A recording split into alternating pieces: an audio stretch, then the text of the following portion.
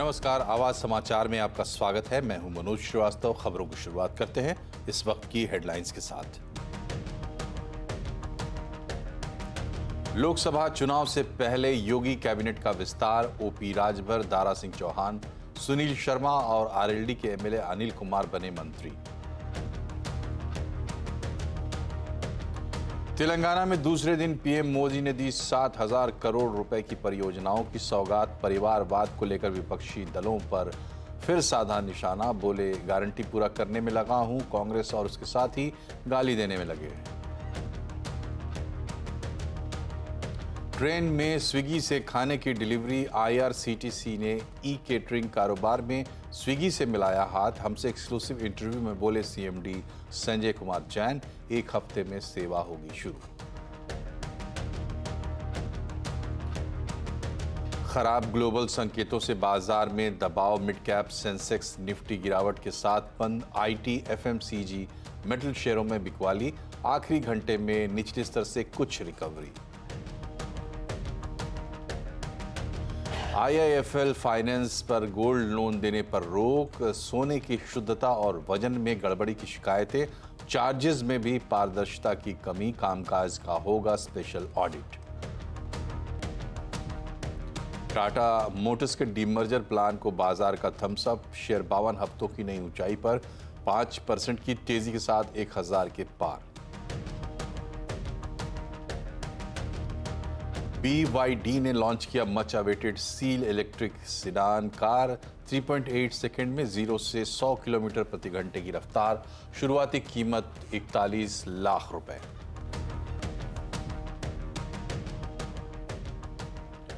उत्तर प्रदेश में योगी मंत्रिमंडल का विस्तार हो गया है। योगी मंत्रिमंडल में 4 मंत्रियों ने शपथ ली है। एसबी-एसपी के अध्यक्ष ओपी राजभर ने मंत्री पद की शपथ ली है, जबकि आरएलडी के विधायक अनिल कुमार को भी मंत्री बनाया गया है। बीजेपी के दारा सिंह चौहान और सुनील शर्मा का भी आज शपथ ग्रहण हुआ है। प्रधानमंत्री नरेंद्र मोदी ने आज तेलंगाना के संगारेड्डी में 7,000 करोड़ रुपए से ज्यादा की विकास परियोजनाओं का उद्घाटन और शिलान्यास किया। इनमें सड़क, रेल, पेट्रोलियम, नेचुरल गैस और सिविल एविएशन की योजनाएं शामिल हैं। इसके अलावा उन्होंने सिकंदराबाद में श्री उज्जैनी महाकाली मंदिर में पूजा अर्चना की। इस दौरान पीएम ने परिवारवाद को लेकर विपक्षी दलों पर निशाना साधा। उन्होंने कहा कि एक तरफ वो गारंटी को पूरा करने में लगे हैं, वहीं कांग्रेस और उसके साथ ही मोदी और उनके परिवार को गाली दे रहे हैं। आज जब मोदी आपसे और आपके परिवार को दी गई गारंटी को पूरा करने में लगा है, तो कांग्रेस और उसके साथी मोदी को, मोदी के परिवार को गाली देने पर उतर आए हैं। इसका कारण है, मैं इनके सैकड़ों हजारों करोड़ रुपयों के घोटालों की पोल खोल रहा हूं। लोकसभा चुनाव की तारीखों के ऐलान से पहले चुनावी हलचल तेज हो गई है। सत्ता पक्ष और विपक्षी दल धुआंधार प्रचार में जुटे हैं, एक दूसरे को पस्त करने के लिए स्ट्रैटेजी बना रहे हैं। क्या चल रहा है चुनावी दंगल में? आज आवाज अड्डा में इसी पर होगी चुनावी गपशप शाम 7:57 पर। चुनाव आ रहे हैं। लोकतंत्र के इस सबसे बड़े पर्व का हिस्सा बनना अपने आप में गौरव की बात है। खासतौर से युवा वोटर्स से आह्वान है, मेरा पहला वोट देश के लिए।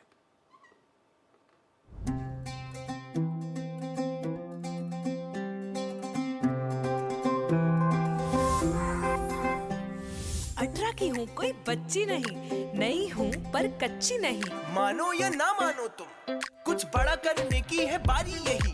भविष्य देश का लिखने की तैयारी यही। बचपन से अब तक मेरी माटी ने दुलारा, आज मुझको है मेरे देश ने पुकारा। हो, हो, हो,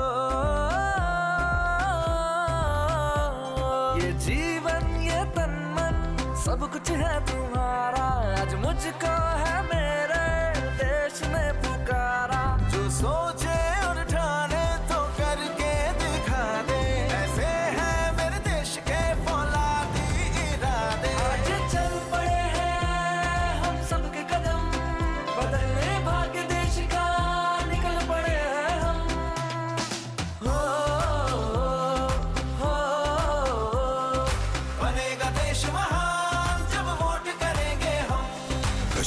जैसे कन्याकुमारी है सब अपने, यहाँ पे कोई बेगाना नहीं।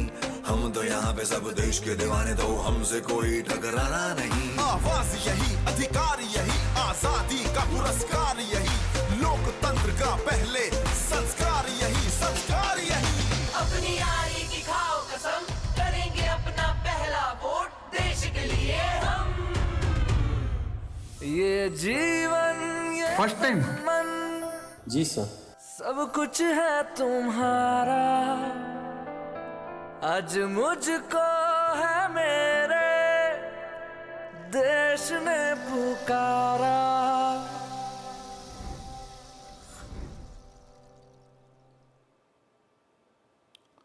IIFL फाइनेंस के शेयर में आज 20% का लोअर सर्किट लगा। शेयर में इतनी बड़ी गिरावट RBI की कार्रवाई के बाद आई है। रिजर्व बैंक ने नियमों की अनदेखी के चलते गोल्ड लोन देने पर रोक लगा दी है। RBI ने इस फैसले को कंपनी के कारोबार पर क्या असर होगा, ये बताने हैं हमारे सहयोगी सुमित मेहरोत्रा। तो IIFL फाइनेंस में आज एक बड़ा रिएक्शन आता हुआ दिखाई पड़ा है और वजह भी साफ है, जबकि RBI की तरफ से कंपनी के लिए अहम कदम उठाए गए हैं, जहां पर तुरंत प्रभाव से गोल्ड लोन को देने के ऊपर रोक लगा दी गई है। दरअसल जब तक पूरी तरह से रेगुलेटर इसका एक ऑडिट नहीं कर लेगा, तब तक के लिए तो एटलीस्ट ये रोक लगाई गई है और साथ ही साथ गोल्ड लोन के नियमों की कई सारी अनदेखियां पाई गई हैं, जिसके वजह से रेगुलेटर की तरफ से ये इश्यूज या ये स्टेप्स उठाए गए हैं। क्या इरेगुलरिटीज़ हैं, जहाँ पर सोने की शुद्धता और वजन की जांच को लेकर कुछ गड़बड़ियां पाई गई हैं। साथ ही साथ लोन टू वैल्यू का जो रेशियो है उसको लेकर भी उल्लंघन है। कैश में जो लोन के डिसबर्समेंट है और कलेक्शंस हैं उनकी लिमिट्स का भी एक उल्लंघन किया गया है और साथ ही साथ चार्जेस को लेकर भी ट्रांसपेरेंसीज नहीं मिली हैं। ऐसे कई सारी चीज़ें पाई गई हैं जिसका एक इम्पैक्ट यहाँ पर देखने को मिल रहा है RBI की तरफ से। कितना इम्पैक्ट, जहां पर ग्राहक करीब 19 लाख के आसपास से ग्राहक हैं। गोल्ड लोन का AUM 24,700 करोड़ रुपए के आसपास है। कुल AUM का रफली 1/4 से ज़्यादा हिस्सा यानी 32% के आसपास का हिस्सा जो है वो गोल्ड लोन AUM की तरफ से आता हुआ दिखाई पड़ता है। हालांकि ये भी बात साफ की गई है कि पुराने गोल्ड लोन के ऊपर इसका कोई भी असर नहीं होगा और साथ ही साथ गोल्ड लोन के अलावा जो कंपनी के बाकी लोन्स हैं वो इसी तरह कंटिन्यू करते हुए दिखाई पड़ेंगे, वहां पर कोई भी इश्यूज नहीं है। IIFL फाइनेंस कौन कौन से और गोल्ड लोन्स देता है और लोन देता है, उसमें गोल्ड लोन है, होम लोन है, लोन अगेंस्ट प्रॉपर्टीज हैं, डिजिटल लोन है, construction and real estate loan है। कुछ अलग अलग तरह के लोन्स हैं जो कि कंपनी देती है। इसमें 33% के आसपास का हिस्सा जो है गोल्ड लोन से आता है। इसके अलावा कंपनी की तरफ से भी कुछ बयान आया, उनका कहना है कि ऑपरेशनल इश्यूज और गवर्नेंस का इशू यहाँ पर नहीं है और जो भी इश्यूज पाए गए हैं RBI की तरफ से उनको पूरी तरह से दूर करने की, दुरुस्त करने की कोशिश जो है वो कंपनी की तरफ से जारी है। तो ये तमाम अपडेट्स जो कि RBI की तरफ से आए हैं और उनका एक बड़ा इम्पैक्ट IIFL के ऊपर होता हुआ हमने देखा है। यात्री अब ट्रेन में स्विगी से भी खाने की डिलीवरी ले पाएंगे। जोमेटो के बाद IRCTC ने ई-केटरिंग कारोबार में स्विगी से हाथ मिलाया है। एक हफ्ते में ये सेवा शुरू हो जाएगी। क्या होगा इसका असर, और इस पर IRCTC के CMD संजय कुमार जैन से खास बातचीत की है दीपाली नंदन ने। सर, लगातार IRCTC अपने ई कैटरिंग बिजनेस का एक्सपेंशन कर रहा है और जोमेटो के बाद अब स्विगी के साथ भी करार किया गया है। किस तरह का ये करार है और जो रेल यात्री हैं उन्हें कैसे फायदा मिलेगा इस पूरे MOU का? सबसे पहले रेल यात्रियों के फायदे की बात करूं तो अभी ये 4 स्टेशनों पे बेंगलोर, विजयवाड़ा, विशाखापत्तनम और भुवनेश्वर, इन 4 स्टेशनों पे स्विगी के साथ हम लोग नेक्स्ट 1 वीक में इस सेवा को देंगे। और जो लोग स्विगी के साथ बना रहना चाहते हैं, उनका एक अपना क्लाइंटेल है, तो उनको ये फायदा होगा कि अब ना वो स्विगी के साथ अपना ऑर्डर प्लेस कर सकते हैं जो हमारी ई कैटरिंग की सेवा है, और हम उनके जो कॉन्फिडेंस है स्विगी के साथ, उसके साथ मैं उनको सेवा प्रदान कर पाऊंगा। सर, शुरुआत 4 स्टेशनों से हो रही है और कब तक हम देखेंगे इसका और पेनिट्रेशन बढ़ता हुआ दिखाई देगा? क्या हम ये सोचें कि ये पायलट प्रोजेक्ट है, अगर रिस्पांस अच्छा मिलेगा तो इसका एक्सपेंशन होगा, या फिर अभी सिर्फ शुरुआत है, फेज वाइज मैनर में इसको इम्प्लीमेंट किया जाए? आपने सही पूछा, ये POC कंसेप्ट है और इसको अभी हम लोग 4 स्टेशन से फिर बढ़ा करके 59 स्टेशन पे ले जाएंगे नेक्स्ट 6 मंथ्स में। ओके सर, अगर पैसेंजर्स की बात की जाए तो उनको मनपसंद खाना मिल सकेगा क्या? इसके लिए उनको कुछ एक्स्ट्रा फीस देनी पड़ेगी? क्योंकि जब हम घर पर या फिर ऑफिस से खाना ऑर्डर करते हैं तो हमें डिलीवरी चार्जेस देने पड़ते हैं। इसके अलावा भी क्या कुछ अलग चार्जेस पैसेंजर को देने पड़ेंगे? इसके बारे में बताएं। नहीं, कोई भी एक्स्ट्रा चार्ज नहीं देना पड़ेगा। जो खाना आप रेस्टोरेंट में जाके खाते हैं उसी तरीके से आपको चार्ज देना पड़ेगा। जो उनके लॉजिस्टिक कॉस्ट आते हैं उनको पे करना पड़ेगा। ऑल राइट सर, ये भी जानना चाहेंगे ओवरऑल अगर ई केटरिंग बिजनेस की बात करें तो इस फाइनेंशियल ईयर में अब तक किस तरह का रिस्पांस मिला है? इन टर्म्स ऑफ रेवेन्यू की बात करें तो क्या कुछ उसमें नंबर्स रहे हैं? रेवेन्यू की बात करें तो अभी तक हम लोगों ने 23 करोड़ रुपए ई कैटरिंग से अर्न किया है और मेरे को लगता है कि इस साल हम लोग 30 करोड़ तक पहुंच जाएंगे। ये दुनिया के सबसे ऊंचे स्टैचू की अच्छी संगत का ही असर है कि यहाँ की महिलाओं के सपने भी आसमान छूने निकल चुके हैं। जो लेडीज लोग घर से बाहर अकेली कभी नहीं जाती, अभी 2 पैसा कमा के घर में लाती है, तो बहुत इसकी तारीफ भी होती है घर में। अविरत विचारों का प्रभाव बहता रहेगा और ये अपने आप में देश की एकता का तीर्थ क्षेत्र बन जाएगा।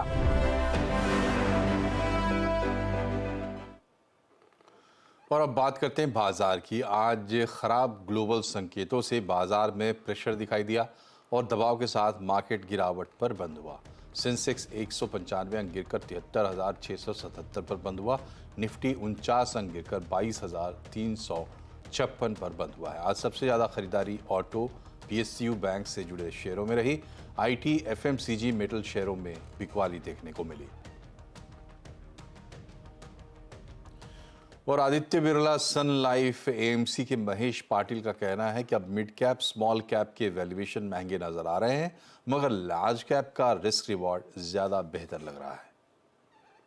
म्यूचुअल फंड में अगर देखेंगे तो जो इनफ्लोज आ रहे हैं उसमें भारी मात्रा में inflows mid cap, small cap और लार्ज मिड कैप फंड्स में आ रहे हैं। इसके कारण भी एक है कि लिक्विडिटी की वजह से स्टॉक प्राइसेस काफी ऊपर आए हैं और रिलेटिवली अगर देखते हैं तो वैल्यूएशंस के लार्ज एंड मिड कैप्स के स्टॉक्स के compare to mid cap and small cap stocks compare to large cap stocks के हिसाब से देखते हैं तो वहाँ पे लॉन्ग टर्म एवरेज के हिसाब से वैल्यूएशंस थोड़ा ऊपर की तरफ दिख रहा है। तो ऐसा लग रहा है कि यहाँ से थोड़ी मिड एंड स्मॉल कैप में लिक्विडिटी की वजह से और ज्यादा बाइंग के हिसाब से जो मूव आई है वहाँ से थोड़ा सा कॉशियस रखना चाहिए।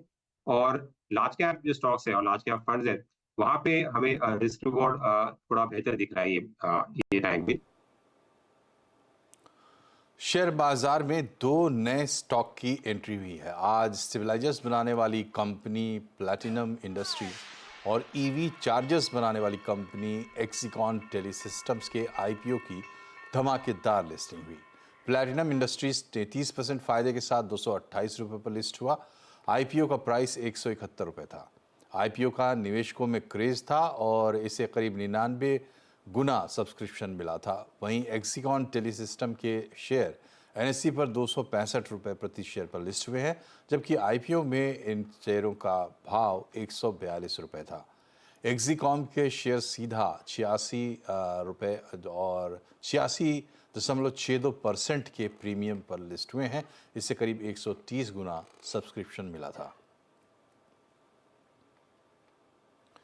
और CLSA ने IT के कई दिग्गजों को डाउनग्रेड कर दिया है। तो ब्रोकरेज की ये पूरी रिपोर्ट आपको बता रही हैं Deepali Rana. Brokerage firm CLSA ने इंडियन IT जायंट्स को डाउनग्रेड किया है और TCS, HCL टेक की रेटिंग अंडर परफॉर्म से घटाकर सेल की है। वहीं विप्रो और L&T माइंट्री की सेल रेटिंग को रिटेन किया है।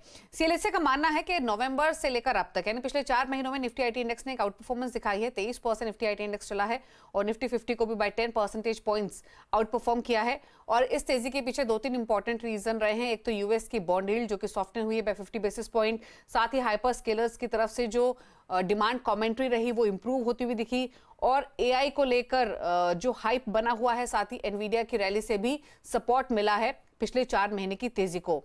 हालांकि अब CLSA का मानना यह है कि बैंकिंग, रिटेल या फिर जो टेलीकॉम जो कि की वर्टिकल्स है इंडियन IT कंपनीज के लिए, इन वर्टिकल्स की परफॉर्मेंस को लेकर जो आउटलुक है वो 2024 वो 2023 आउटलुक से ज्यादा अलग नहीं है। इसीलिए शायद वो इस रैली पर ज्यादा भरोसा नहीं कर रहे हैं। CLSA ने एक चीज और हाईलाइट की है और जिसमें उन्होंने मेंशन किया है कि जितने भी ग्लोबल IT कंपनीज ने कैलेंडर 2024 के लिए रेवेन्यू ग्रोथ गाइडेंस जारी किए, चाहे वो कॉग्निजेंट हो, जेनपैक्ट हो, ग्लोबेंट हो, उन्होंने इन वर्टिकल्स की परफॉर्मेंस पर बातचीत नहीं की है। उन्होंने आर्टिफिशियल इंटेलिजेंस और बाकी पैरामीटर्स को देखते हुए ये गाइडेंस जारी की है, जिस पर CLSA को भरोसा कम है। साथ ही CLSA का मानना यह भी है कि वैल्यूएशंस काफी स्ट्रेच हो चुकी हैं और वो आगे की परफॉर्मेंस को रिफ्लेक्ट नहीं कर रही हैं, इसीलिए उन्हें डर है कि जो आगे के एस्टिमेट्स होंगे वो डाउनग्रेड हो सकते हैं, जो कि अर्निंग एस्टिमेट्स हो सकते हैं। सीएलएसए का मानना है कि एचसीएल टेक इन्फोसिस जब अप्रैल 2024 में ग्रोथ गाइडेंस देंगे जो कि मिड सिंगल डिजिट में रह सकती है, जो कि एक नेगेटिव कैटलिस्ट के तौर पे काम करेगी, और शायद इन्हीं रीजंस की वजह से सीएलएसए ने इंडियन आईटी जायंट्स को डाउनग्रेड किया है। टाटा मोटर्स ने मेगा डीमर्जर प्लान का ऐलान किया है। कंपनी अपने बिजनेस को 2 हिस्सों में बांटेगी। साथ ही कंपनी के बोर्ड ने पैसेंजर और कमर्शियल व्हीकल कारोबार को अलग अलग लिस्ट करने की मंजूरी भी दे दी है। इस पर ज्यादा डिटेल दे रही है हर्षदा सावंत। टाटा मोटर्स अब यहां से स्पीड पिकअप करता हुआ दिखाई देगी, क्योंकि कंपनी ने एक बड़ा बिजनेस प्लान सामने रखा है। पहले तो कंपनी अपने कारोबार को 2 हिस्सों में बांटने की तैयारी में है। दोनों कंपनियां आगे चलकर लिस्ट भी होने वाली है। 2 बिजनेसेस क्या रहेंगे, एक रहेगा कमर्शियल व्हीकल का बिजनेस और दूसरा रहेगा कंपनी का पैसेंजर व्हीकल का बिजनेस। अब पीवी बिजनेस में इलेक्ट्रिक व्हीकल्स भी आएंगे और साथ ही साथ जेएलआर का कारोबार भी जुड़ता हुआ दिखाई देगा। कंपनी कह रही है कि 12 से 15 महीने लग सकते हैं इस पूरे डीमर्जर को अमल में लाने के लिए, क्योंकि एनसीएलटी में मामला पहले जाएगा, फिर अप्रूवल के बाद ही डीमर्जर फाइनलाइज होगा। शेयर होल्डर्स के लिए बड़ी वैल्यू अनलॉकिंग यहां पर होने के आसार बनते दिखाई दे रहे हैं, ये कंपनी का मानना है। कंपनी ये भी कहती है कि अलग अलग बिजनेसेस की सिनर्जी अलग है, उस लिहाज से बिजनेस स्केल कर पाएंगे, उस लिहाज से अलग बिजनेस प्लान्स भी दोनों ही कारोबार सीवी और पीवी के लिए बनते हुए दिखाई देंगे। यही नहीं, अब कंपनी फोकस अपने ईवी कारोबार पर ज्यादा बढ़ाने वाली है। जेएलआर के पर्सपेक्टिव से देखें तो जेएलआर के लिए एक अलग स्ट्रैटेजी भी तैयार कंपनी करती हुई दिखाई देगी। इस पूरे डीमर्जर पर कंपनी के चेयरमैन एन चंद्रशेखर ने भी कहा है कि डीमर्जर से शेयर होल्डर्स की वैल्यू दरअसल बढ़ती हुई दिखाई देगी और आगे चलकर जब बिजनेस को एक्सपैंड करना है तो वो आसानी से होता हुआ दिखाई देगा। अब ब्रोकरेजेस की राय साफ है, कुछ को पसंद आ रहा है ये डीमर्जर। नोमरा 1067 का टारगेट दे रहा है, मॉर्गन स्टैनली, जेपी मॉर्गन हजार के ऊपर के टारगेट्स दे रहे हैं, इन्वेस्टेक कह रहा है 900 तक का टारगेट रहेगा। वैल्यू डिस्कवरी बड़े पैमाने पर इस डीमर्जर से आती हुई दिखाई देगी, लेकिन वैल्यूएशन में ज्यादा बदलाव होने के आसार नहीं है। BYD यानी बिल्ड योर ड्रीम के much awaited seal electric sedan car Bharat में लॉन्च कर दी गई है। कार को 3 वेरिएंट में लॉन्च किया गया है, डायनेमिक, प्रीमियम और परफॉर्मेंस वेरिएंट। दमदार बैटरी के साथ ये कार आती है। कंपनी का दावा है कि कार महज 3.8 सेकेंड में 100 किलोमीटर की रफ्तार पकड़ लेगी। 37 मिनट में ये 80% तक चार्ज भी हो जाती है। एक चार्ज में 650 किलोमीटर तक चलती है। भारत में गाड़ी की शुरुआती एक शोरूम कीमत 41 लाख रुपए है, जो टॉप मॉडल के लिए 53 लाख तक जाती है। होली के आसपास के दिन छुट्टी है, लंबी छुट्टियां और ये लॉन्ग वीकेंड है, तो इसका मज़ा लेने के लिए लोग देश विदेश में घूमने का प्लान बना रहे हैं। अगर आप भी इस शॉर्ट वेकेशन में घूमने की तैयारी कर रहे हैं तो ज़रा हमारी ये रिपोर्ट देखिए। इस बार होली लॉन्ग वीकेंड लेकर आ रही है और उसके बाद वाला वीकेंड गुड फ्राइडे का है। 2-3 दिन की छुट्टी लेकर आप इनमें से किसी भी वीकेंड को लंबी छुट्टी बना सकते हैं या फिर दोनों को मिलाकर 8-9 दिन की छुट्टी भी बनाई जा सकती है। तो चलिए देखते हैं इन छुट्टियों के लिए ट्रैवल एजेंट्स की क्या तैयारी है। हमने अहमदाबाद और मुंबई से टूर पैकेज की डिटेल निकाली है। इसमें एयर फेयर समेत 6 दिन का पैकेज कश्मीर के लिए 80,000, राजस्थान के लिए 45,000 और मध्य प्रदेश के लिए 45,000 प्रति व्यक्ति का मिल रहा है। वहीं इंटरनेशनल डेस्टिनेशंस में वियतनाम के लिए 70,000, दुबई के लिए 70,000, थाईलैंड के लिए 75,000, बाली के लिए 85,000 और बाकू के लिए 1,10,000 में 7 दिन का पैकेज मिल रहा है। पहली बार ऐसी आ रही है कि 4 हॉलीडे साथ में मिल रही है। फोर्थ सैटरडे भी आ रहा है, रविवार है, सोमवार को होली है, तो लोग फ्राइडे को लेकर 4 हॉलीडे को मिक्सअप करके एक शॉर्ट ब्रेक ले रहे हैं। राजस्थान, वृंदावन, श्रीनगर, गोवा, ये बहुत ही मध्य प्रदेश, यहाँ जहाँ थोड़ा धार्मिक जगह हो और साथ साथ में एंटरटेनमेंट हो, ऐसी जगह लोग ज़्यादा पसंद करते हैं। गुजरात, महाराष्ट्र समेत कई राज्यों में होली पर घूमने जाने का एक ट्रेंड बन गया है। इस होली पर भी कई लोगों ने प्लान बना लिया है। होली है तो आई थिंक वीकेंड है और एक्स्ट्रा 2 डेज का छुट्टी भी ले सकते हैं हम लोग।